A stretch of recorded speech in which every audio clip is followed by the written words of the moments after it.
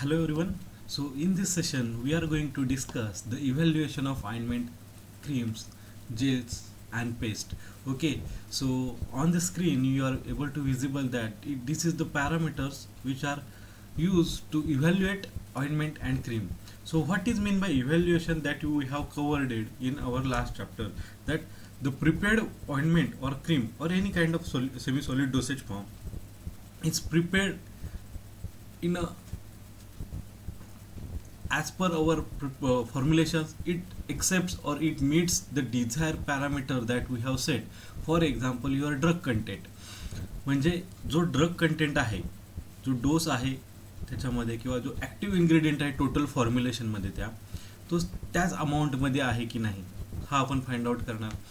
त्याच्यानंतर त्याची कन्सिस्टन्सी कशी असेल, स्टॅबिलिटी कशी असेल, इरिटेशन होतंय की नाही, ह्यासारखे पॅरामीटर्स आहेत. किंवा ॲब्सॉर्प्शन जे आहे ते प्रॉपरली होते की नाही ह्यासारखे पॅरामीटर्स आपण इथे इव्हॅल्युएट करणार, जेणेकरून we will find out at the end that the prepared formulation is meets our specification, right? So for that purpose it required to evaluate at the end of your formulation. So these are the some evaluation parameters for ointment and cream. For example, your first is drug content, then release rate of medicament from the base, penetration rate of medicament, then absorption of medicament into the bloodstream, consistency of the preparation and irritant effect. So this parameter we have to evaluate for the betterment or the quality testing of our ointment and creams. Okay, so we are going to see individual parameters in this. So first is your drug content. So it's minimum field test. So select any till filled containers, then weigh the required amount of ointment, then medicament is extracted in a suitable solvent. Drug content is determined by suitable analytical technique and result should be within label quantity. Okay, so ह्याच्यामध्ये आपण exactly काय करतो, drug कंटेंटमध्ये एक 10 tubes collect करतो ज्याच्यामध्ये already आपण ointment fill केलं आहे. सपोज टू बी जर वाईड माउथ कंटेनर असेल किंवा ट्यूबमध्ये जर आपण केलं असेल तर हे असे 10 कंटेनर आपण सिलेक्ट करणार. After that collection what we will do exact weighting. So तुमच्या कंटेनरवरती नेट वेट लिहिलेलं असतं, देन कंटेनर वेट लिहिलेलं असतं आणि ग्रॉस वेट लिहिलेलं असतं, बरोबर आहे. सो त्याच्यामध्ये नेट वेट म्हणजे एक्झॅक्ट किती अमाऊंटमध्ये तुम्ही किती ग्रॅम्समध्ये आपण तो semi solid dosage form fill केला आहे. Then your container weight suppose to be 50 gram of your net weight of your actual semi solid dose, then 10 gram of your container and gross weight will be 60 gram. So हे total 60 gram आपले कंटेनरचं मी एक average weight मी consider करतोय. So हे 10च्या 10 जे कंटेनर मी सॅम्पल कंटेनर सिलेक्ट केले ह्यांचं पहिल्यांदा मी ग्रॉस वेट चेक करून घेणार.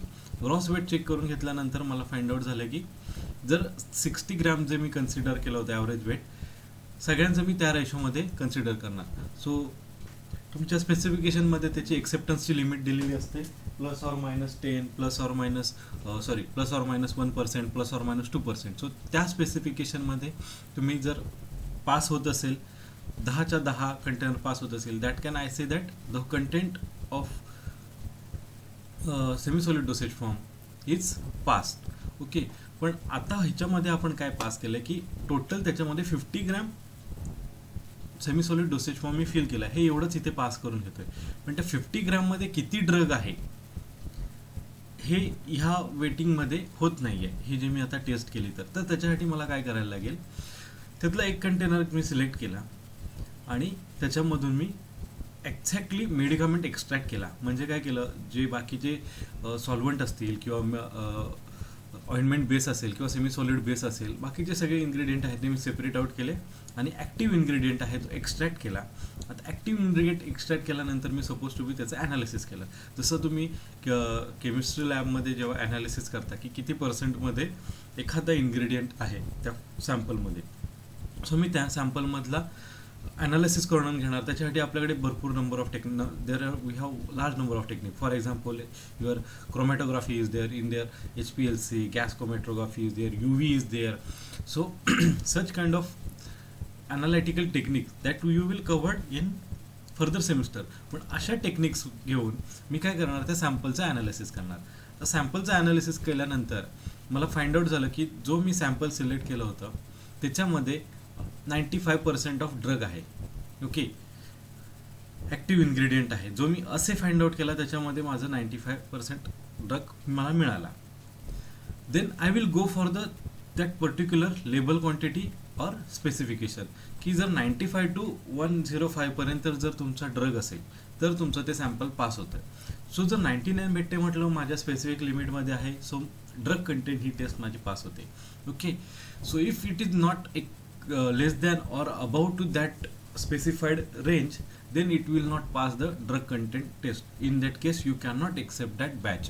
Okay, so such kind of testing or evaluation parameter you have to do in the drug content, but for that the main two things is that you have to extract the medicament in that, and you have to use the suitable analytical technique to analyze the how much quantity of drug is required. Okay, that's it sufficient to you under this drug content. Okay, I hope you understood what is meant by drug content. Then next is what your second parameter or evaluation parameter is, that the release rate of medicament from the base. So ह्या parameter मध्ये आपण semi solid dosage फॉर्मचं कसं evaluation करतोय, की semi solid dosage form आहे त्याच्यातून drug exactly release कसा होतोय और किती होतोय, किती क्वांटिटीमध्ये रिलीज होतोय, त्याच्यावरून आपल्याला समजणार आहे की हा ड्रग किती रिलीज होणार आहे आणि किती बायो अवेलेबलसाठी येणार आहे, की किती बायो अवेलेबल होणार आहे. So for this reason we have to evaluate this parameter. So in this there are two in vitro techniques. आता इन विट्रो टेक्निक्स हा शब्द थोडासा तुमच्यासाठी नवीन असेल. आता इन विट्रो टेक्निक आणि in vivo technique, that is VIVO, vivo technique. So ह्या दोन मेथड्स आहेत. आता इन विट्रो म्हणजे लॅबमध्ये आपण टेस्टिंग करणार, म्हणजे ज्याची ह्युमन बॉडीशी काही कन्सर्न नाही आहे. ठीक आहे, म्हणजे समजा तुम्ही त्याचं डिझोल्युशन टेस्टिंग करत असाल किंवा एखादे मायक्रोबियल टेस्टिंग करत असाल, हार्डनेस किंवा आता सेमी सॉलिड डोसेजसाठी विस्कॉसिटी असेल, हे जे पॅरामीटर आहे जिथे कुठेही आपण ह्युमन बॉडीवरती टेस्टिंग करत नाही आहे त्या वाढीना इन व्हिट्रो असं म्हटलं जातं. आणि इन विवो म्हणजे आपण तो डोस त्या पर्टिक्युलर ह्युमन बॉडीला देणार किंवा एखाद्या ॲनिमलला देणार. ठीक आहे, आणि त्याच्यानंतर आपण त्यांची जी सॅम्पल्स आहेत, मग युरिनचं सॅम्पल असेल, ब्लडचं सॅम्पल असेल, त्या पर्टिक्युलर ॲनिमलचं किंवा ह्युमनचं किंवा फिशसचं सॅम्पल असेल, आणि त्याच्यातून आपण जे टेस्टिंग करणार आहोत किंवा डोस दिल्यानंतर जे ऑब्झर्वेशन्स त्याच्यामध्ये भेटणार आहेत त्याच्यावरून जो आपण डाटा कॅल्क्युलेट करणार आहोत त्यांना इन व्हिवो स्टडी म्हणतात. So release parameter, release rate of medicament from the base, I am going to calculate by this two in vitro technique. In that, first one is your agar cup plate method and second one is your diffusion method. So agar cup plate method म्हणजे काय? So you use to determine the release rate of antibacterial antibacterial ointment. So tested in agar medium, then seeded with the Staphylococcus aureus. So zone of elimination of bacteria growth is measured around the circular cap. So exactly आपण इथे काय करतो मी तुम्हाला सांगतो. आता काय करणार आहे, आपण एक अँटीबॅक्टेरियल ऑइंटमेंट प्रिपेअर केले, कन्सिडर करा. आता अँटीबॅक्टेरियल आहे म्हणजे काय, हे बॅक्टेरिया किल करणारा ऑइंटमेंट आहे, बरोबर आहे. आता आपण काय करणार, एक पेट्री डिश आहे, तुम्हाला ह्या स्क्रीनवरती इथे दिसत असेल, बरोबर आहे. आता ह्या पेट्री डिशमध्ये मी काय करणार आहे, माझे जो अँटीबॅक्टेरियल ऑइंटमेंट मी प्रिपेअर केले ही त्याचे सॅम्पल्स आहेत ते प्लेस करणार इथे. आता इथे तुम्हाला नंबर ऑफ सॅम्पल्स इथे दिसत असतील. सो इथे एक मी माझं अँटीबॅक्टेरियल ऑइंटमेंट्स प्लेस केलं, इथे केलं, असं मला ज्या ज्या ठिकाणी पाहिजे तिथला मी अँटीबॅक्टेरियल ॲक्टिव्हिटी प्लेस केलं. ठीक आहे.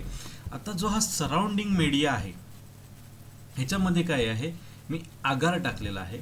ठीक आहे, आणि आगारमध्ये मी एक बॅक्टेरिया ह्याच्यामध्ये इन्सर्ट केलं आहे, दॅट इज युअर स्टॅफायलोकोकस ऑरियस. आता मी ह्या आगार मीडियममध्ये पहिल्यांदा हा बॅक्टेरिया ग्रो करून घेणार आहे. ओके.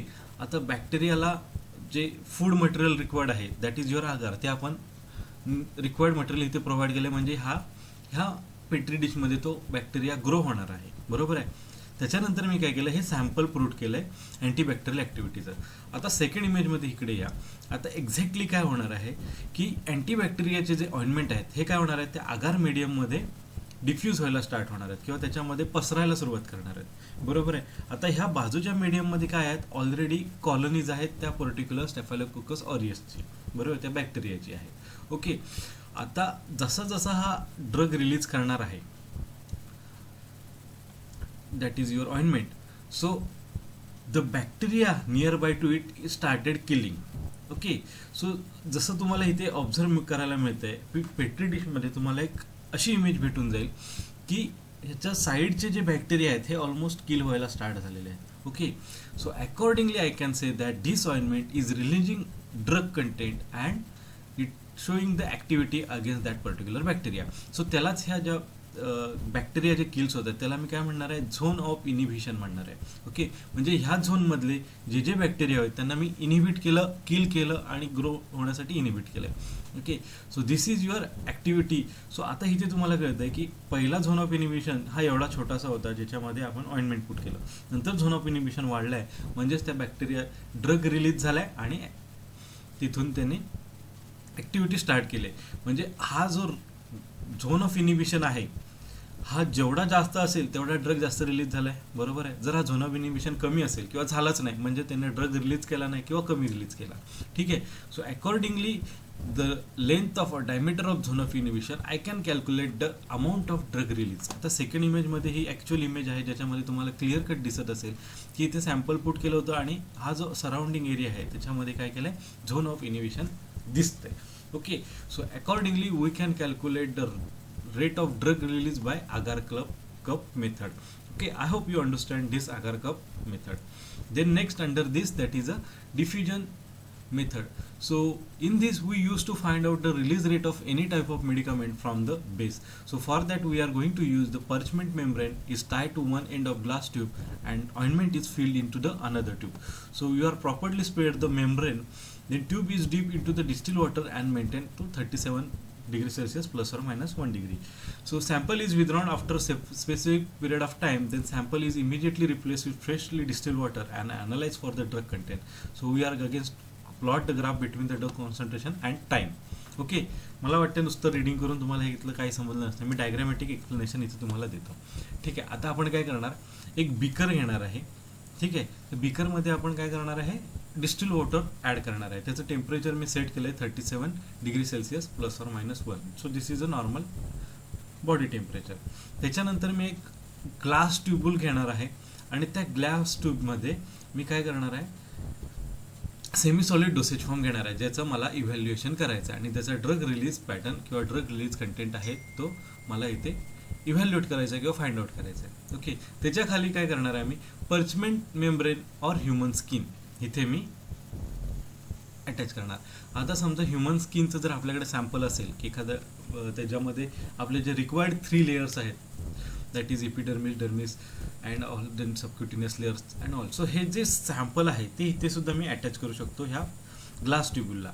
किंवा मी एखादं पर्चमेंट, त्या ह्युमन स्किन जर आपल्याला यूज करायला अलाव नसेल तर एखादं ॲनिमल स्किन यूज करेन. ते नसेल तर मी पर्चमेंट मेम्ब्रेन यूज करेन ज्याचं वर्किंग किंवा जो रिलीज पॅटर्न आहे आपण ऑलमोस्ट सेट केला आहे ह्युमन स्किनसारखा. So this is your synthetic parchment membrane सुद्धा आपण इथे अटॅच करू शकतो. ठीक आहे. आता काय करायचं आहे आपल्याला, इथे जे सेमी सॉलिड डोसेज फॉर्म आहे ते काय होणार आहे, पेनिट्रेट होणार आहे त्या मेम्ब्रेनमध्ये according to our penetration or mechanism. So penetration झाल्यानंतर काय होणार, हे बाजूच्या जे वॉटर आहे त्याच्यामध्ये ते हळूहळू रिलीज व्हायला स्टार्ट होणार आहे. बरोबर आहे, because of the penetration. So this condition is for your ointment.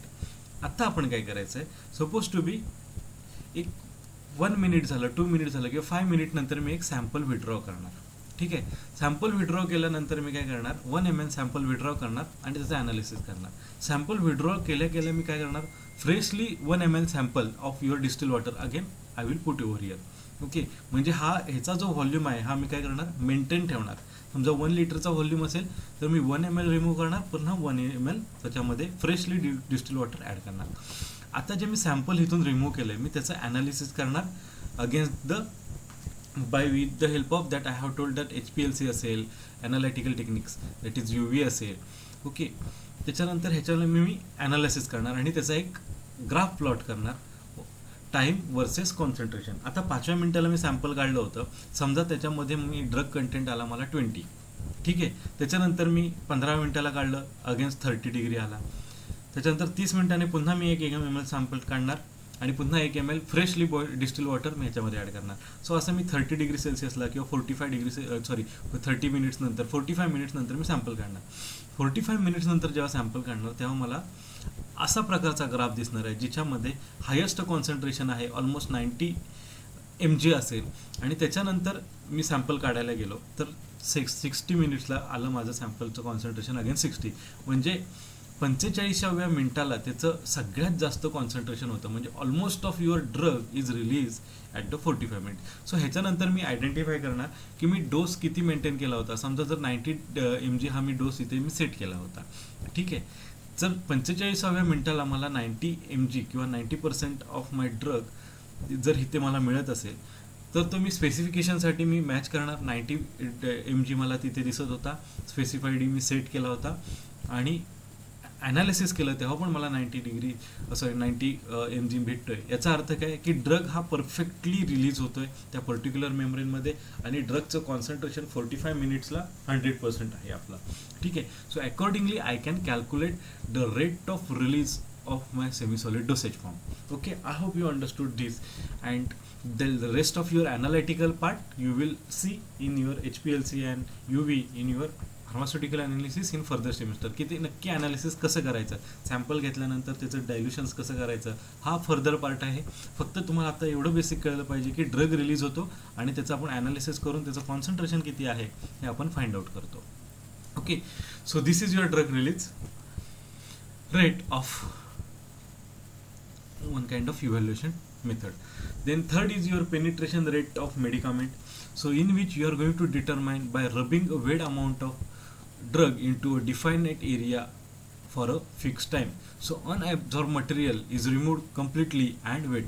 आता समजा जसं इथे पार्चेट मेम्ब्रेन आपण यूज केलं होतं किंवा ह्युमन स्किन आपण मेम्ब्रेन यूज केली होती. सो असं आर्टिफिशियल मेम्ब्रेन असतं ज्याच्यामध्ये डिफरंट लेअर असतात. पहिला लेअर आहे, दुसरा लेअर आहे, तिसरा लेअर आहे, चौथा लेअर आहे, ठीक आहे. सो पहिल्या लेअरवरती आपण काय करणार, ते सेमी सॉलिड डोसेज फॉर्म आहे तो रब करून घेणार आणि रब केल्यानंतर तो किती पेनिट्रेट होतोय ते आपण आयडेंटिफाय करणार. आता तुम्हाला माहिती आहे स्किनमध्ये पास व्हायचं तर बेसिकली 3 लेअर आहेत आपले, त्याच्यामधून हे पेनिट्रेशन व्हायला पाहिजे, बरोबर आहे. सो 3 लेअर सेम आहेत. जर ते 3 लेअरमधनं माझा सेमी सॉलिड डोसेज फॉर्म जो मी प्रिपेअर केला आहे तो पास झाला तर मी आयडेंटिफाय करू शकतो की पेनिट्रेशन होतोय. आता आपल्याला इथे काय काढायचं आहे की पेनिट्रेशन रेट काढायचं आहे. म्हणजे हा किती वेळात ॲब्झॉर्ब होतो ते आपल्याला आयडेंटिफाय करायचं आहे. समजा मला हा 10 मिनिट्समध्ये ॲब्झॉर्ब झाला पाहिजे असं मी सेट केलं आहे किंवा माझी रिक्वायरमेंट आहे त्या फॉर्म्युलेशनची. तो मी रब करणार त्या एरियामध्ये आणि 10 मिनिट्स वेट करणार. 10 मिनिट्स झालं की त्याच्यानंतर मी डायरेक्टली हे जे लेयर्स आहेत ते मी सेपरेट आउट करायला घेणार. तिन्ही लेअर मी सेपरेट केले. त्याच्यानंतर मी ऑब्झर्व केलं की पहिल्या मेम्ब्रेनमधनं तो पासआउट झाला आहे, सेकंड मेम्ब्रेनमधनं पण पासआउट झाला आहे आणि तिसऱ्या मेम्ब्रेनपर्यंत तो रीच झाला नाही. म्हणजे काय, तो 10 मिनिटात फक्त 2 मेम्ब्रेन चे आहेत, जो 2 लेअर आहेत त्याच्यामधूनच पास होतोय. सपोज टू बी जर त्याने 15 मिनिट्समध्ये तिन्ही मेम्ब्रेन पास केले, so I can say that the penetration rate is 15 minute per 10 gram. So जो मी 10 mg डोस पास केला आहे तो 10 mg डोस तिन्ही मेम्ब्रेनमधून लेअरमधनं पास होतोय 15 मिनिटमध्ये, 15मध्ये. So the penetration rate is then 10 mg per 15 minute will be my penetration rate. So accordingly I can calculate the rate, how much amount of drug is penetrate in particular membrane. Okay, so this is your penetration rate of medicament is one kind of evaluation parameter. Then absorption of medicament into the blood stream. आतापर्यंत जी बघितली आपण ती सगळी कसली होती, in vitro techniques होती. म्हणजे आपण सगळेजण इक्विपमेंट हे यूज करून हे टेक्निक करत होतो, बरोबर आहे. आता ॲक्च्युली आपण काय करणार आहे, इन व्हिवो मेथड बघणार आहे ज्याच्यामध्ये ॲक्च्युअल आपण ब्लड स्ट्रीममध्ये किती मेडिकामेंट आहे हे आपण आयडेंटिफाय करतो. So the diadermatic ointment are tested by in vivo method. So it is determined by assaying the drug content in either blood, urine, feces or the tissue after the rubbing amount of under the standard condition. मग आता ह्याच्यामध्ये काय करणार, एखादा animal घेऊ आपण, rat असेल, rabbit असेल किंवा एखादं ह्युमन बॉडी पण असेल, त्याच्यावरती आपण काय करणार, त्याच्या स्किनला ते particular amount of semi solid dosage form हा रब करणार. रब केल्यानंतर काय करणार, आपण थोड्या वेळासाठी वेट करणार, 15 मिनिटसाठी 30 मिनिटसाठी आपण वेट करणार. त्याच्यानंतर जसं मगाशी जी ड्रग रिलीजची जी मेथड होती, डिफ्युजन मेथड, त्याच्यामध्ये जसं आपण सॅम्पल ॲनालिसिस केलं, सेम सॅम्पल ॲनालिसिस आपण इथे करायचं आहे. मग आपण काय करणार, त्या पर्टिक्युलर ॲनिमलचं किंवा ह्युमनचं ब्लड सॅम्पल घेणार, 1 ml ब्लड घेणार, किंवा 1 ml urine faeces. So majorly ब्लडवरती स्टडी जास्त केला जातो, कारण आपण त्याची मल्टिपल सॅम्पल्स शॉर्ट पिरियडमध्ये घेऊ शकतो, which is not possible in urine and faeces, right. So ब्लडचं समजा मी एक 15 मिनिटाने सॅम्पल घेतलं, त्याच्यानंतर पुन्हा मी ते ब्लडचं सॅम्पल ॲनालिसिस करणार विथ द ॲनालिटिकल टेक्निक, आणि किती ड्रग ब्लडमध्ये आहे तो मी कॅल्क्युलेट करणार. समजा मला जर भेटला की 10% ड्रग अवेलेबल झालं आहे 15 मिनिटानंतर, नंतर मी पुन्हा 30 मिनिटांनी एक सॅम्पल घेणार. असं मी डिफरंट इंटरवलपर्यंत सॅम्पल घेणार, आणि 100% ड्रग ॲब्सॉर्ब व्हायला किंवा त्या ब्लड स्ट्रीममध्ये यायला किती पिरियड लागते. समजा जर 1 hour नंतर तो 100% ड्रग जर ॲब्झॉर्ब झाला असेल, तर त्याच्यावरून मी कॅल्क्युलेट करू शकतो की त्याचा ॲब्सॉर्प्शन रेट किती आहे in that particular animal or in that human and that particular type of the skin. So ह्याच्यावरून मी absorption rate of that particular medicament in that semi-solid dosage form किती आहे, that can I will going to be find out. So this is your one kind of evaluation method for semi-solid dosage form. And next is your consistency of the preparation. ह्याच्यामध्ये आपण काय करतो, आतापर्यंत जे आपण parameter बघितले त्याच्यामध्ये आपण पेनिट्रेशन कसं होणार आहे त्या सेमी-सॉलिड डोसेज फाईनचं ते आयडेंटिफाय करू शकलो आहे. देन डिफ्युजन, ड्रग रिलीज कसं आहे, रेट ऑफ रिलीज कसं आहे, झोन ऑफ इनिबिशन कसं आहे हे फाइंड आउट केलं, किंवा त्याचं ॲब्सॉर्प्शन पर्टिक्युलर बॉडीमध्ये कसं आहे हे इथपर्यंत आपण आयडेंटिफाय केलेलं आहे. आता आपण काय करतोय की एखादा फिजिको केमिकल पॅरामीटर आपल्याला चेक करायचा असेल त्या पर्टिक्युलर ऑइंटमेंटचा, तर त्याच्यासाठी इव्हॅल्युएशन पॅरामीटर काय आहे. Then this is your evaluation parameter to check the consistency of your preparation, which comes under your physicochemical parameter of that particular solid dosage, semi-solid dosage form. So in this case, it is determined by sliding a glass plate over the product by means of a pulley. Then product is spread evenly on another glass plate fixed on a wooden block. So weight are added to the pan so that sliding of the movable glass plate is obtained. So ointment required to move weight to allow the plate to slide over a high consistency or vice versa. So I will explain much more by using this diagrammatic explanation. So what is over here, there are two glass plate. Okay, ह्याच्यावरती ही पहिली एक glass plate आहे बेसमेंटला, आणि ती बेसमेंटची एका wooden ब्लॉकवरती fix केले. आता हा स्टेशनरी पार्ट आहे ह्या पूर्ण इक्विपमेंटचा, म्हणजे काय, हा इममुव्हेबल पार्ट आहे. पहिला हा वुडन ग्लास आहे जो बेसमेंट आहे, आणि त्याला हा सपोर्टिंग मॅटर आहे ग्लाससाठी, हा लोअर ग्लास प्लेट आहे. ठीक आहे, ह्याच्यातला कुठलाही पार्ट आतला बॉडी ही फिक्स पोझिशनला आहे, कुठेही यांचं मुवमेंट होऊ शकत नाही. ठीक आहे, सेकंड प्लेट आहे जी ही कसली आहे, ग्लास प्लेट आहे, आणि ही मुव्हेबल प्लेट आहे, ही मूव्ह होऊ शकते.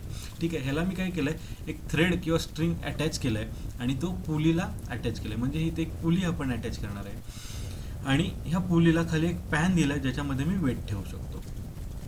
ठीक आहे, जसं आपण टॅबलेटमध्ये हार्डनेस टेस्ट करतो त्याच प्रमाणात आपण इथे कन्सिस्टन्सी ऑइंटमेंट और सेमी-सॉलिड डोसेज फॉर्मची चेक करतो. ठीक आहे, आता आपण काय करायचं आहे की ह्या दोन ग्लास प्लेटमध्ये एक मायनर गॅप आपण प्रोड्यूस करू शकतो, आणि त्याच्यामध्ये आपण काय ऑइंटमेंट किंवा जे सेमी-सॉलिड डोसेज फॉर्मची कन्सिस्टन्सी आपल्याला चेक करायची आहे ते इथे आपण स्प्रेड करणार. आता स्प्रेडिंग इव्हनली डिस्ट्रीब्युटेड पाहिजे, म्हणजे असं रफ सरफेसमध्ये स्प्रेडिंग नाही पाहिजे, एका फ्लॅट एरियात आपलं स्प्रेडिंग पाहिजे.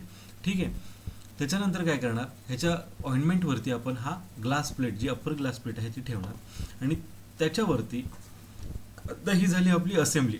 याच्यानंतर आता वेइंग पॅनमध्ये काय करणार, सुरुवातीला ग्लास प्लेट ठेवल्यानंतर ती सेटल होणार आहे त्या पर्टिक्युलर ऑइंटमेंट बेसवरती. नंतर मी त्याच्यामध्ये काय करणार आहे, ॲड एक some amount of weight add करणार. समजा सपोज टू बी मी एक 5 ग्रॅमचा वेट केला, त्याच्यानंतर हा एकदम स्लाइटली मूव्ह झाला, नंतर 10 ग्रॅमचं वेट केलं, 20 ग्रॅमचं ॲड केलं. सो एक फायनल वेट मी ॲड करणार. सपोज टू बी 25 ग्रॅम मी इथे एक फायनल सेट केलं आहे. सो 25 ग्रॅमचं मी फायनल वेट त्याच्यामध्ये ॲड केलं total. Okay, so total weight in the pan is 25 gram now. So 25 gram add केल्यानंतर ही जी स्टेशनरी फेज होती इथे मी समजा 0 रिडिंग म्हणतोय. ओके, त्याच्यानंतर ही प्लेट काय होणार आहे, जसं जसं मी वेट वाढवेन तसं तसं हळूहळू ही मूव्ह व्हायला स्टार्ट होणार आहे. सो 25 ग्रॅम नंतर हा किती डिस्टन्स कव्हर करतोय त्या ऑइंटमेंट स्लॅबवरती, त्याच्यावरून मी काय करणार आहे, त्याची कन्सिस्टन्सी कॅल्क्युलेट करणार. समजा जर स्मूथ असेल, समजा हा इथे कन्सिडर करा हा 10 सेंटीमीटर मूव्ह झाला. ओके 25 ग्रॅम ॲड करणार. जर तो ग्रिटी असेल किंवा स्टिकी नेचर असेल किंवा कन्सिस्टन्सी जर हार्ड असेल तर त्या कंडिशनमध्ये काय होणार आहे, ही जी अप्पर ग्लास प्लेट आहे ही लेस मूव्ह होणार आहे. समजा इथे ती 3 सेंटीमीटर और 4 सेंटीमीटरच मूव्ह झाली. So accordingly I can say calculate the consistency against to that particular the travelled distance of that upper glass plate. So ह्याच्यावरून मी कॅल्क्युलेट करू शकतो की कन्सिस्टन्सी किती आहे. So this is your calculation और consistency evaluating parameter for semi-solid dosage form. I hope you understood this by considering this diagrammatic explanation. Then next is your irritant effect. So हा सुद्धा एक in vivo evaluation चा parameter आहे, ज्याच्यामध्ये आपण काय करतो की test is perform on the skin and eye of rabbit और ह्युमन. सो ह्युमनच्या आयवरती किंवा रॅबिटच्या आयवरती डायरेक्टली आपण एखादं सेमी सॉलिड डोसेज फॉर्म ज्याचं इरिटंट इफेक्ट टेस्ट करायचा आहे तो अप्लाय करणार. Then ointment is rejected in to the thigh muscle and under the abdominal skin in rat. किंवा आपण सेम इरिटंट इफेक्ट रॅटच्या थाय मसलमध्ये इन्सर्ट करणार, डायरेक्टली इंजेक्ट करणार. Then result are observe daily और वीकली बेसिस. त्याच्यानंतर आपण काय करणार वीकली किंवा डेली बेसिसवरती की ऑब्झर्वेशन करणार की नक्की आयवरती किंवा जिथे आपण इंजेक्ट केलं आहे तो डोस त्याच्यामध्ये काय ॲक्च्युअली ऑब्झर्वेशन्स आहेत. Then irritant effect of dermatological preparation is shown in lesion on cornea and iris of कंजक्टिव्हा.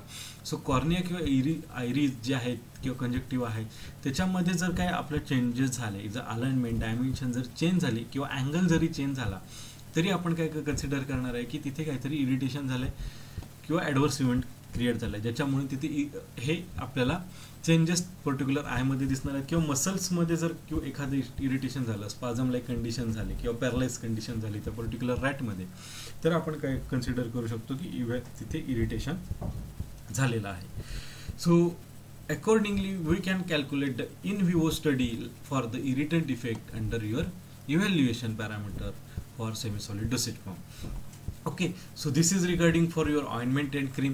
So most of your these parameters, evaluating parameter is available or applicable for gels, then cream, paste. Okay, so for gels, rheological property is evaluated, then determination of yield values, then spreadability is there, then stability test is there, then safety evaluations are there. These are the evaluation parameters for your gel. Then for in under the rheological parameter, the gel exhibit non-Newtonian rheological behavior. Then thysotrophy, that is gel to solution.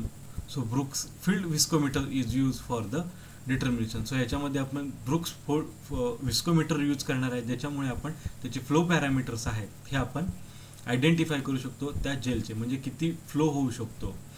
Then determination of end value. So then penetrometer is used to measure the force required to extrude the gel from the collapsible tube.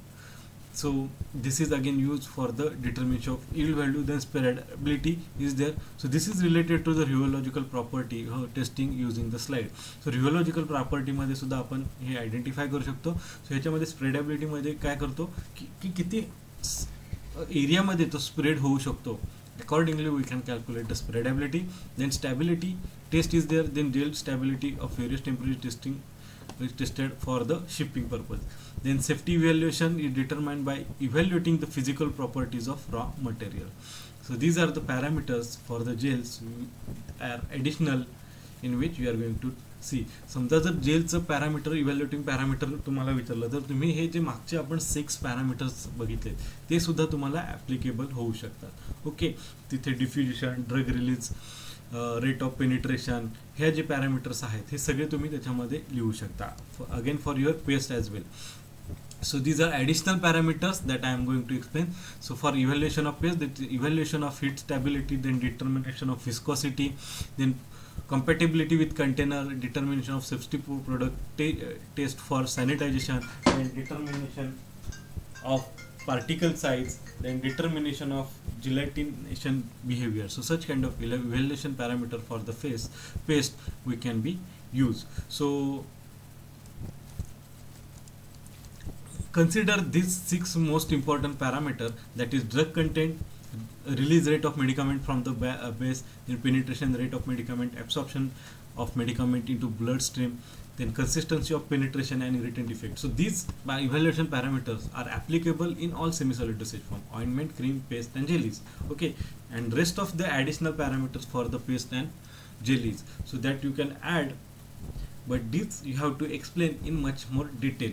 Okay, so I hope you have understood the evaluation content of the ointment. So I will stop over here, and ultimately the chapter number 13, that is semi-solid dosage form, we have covered over here.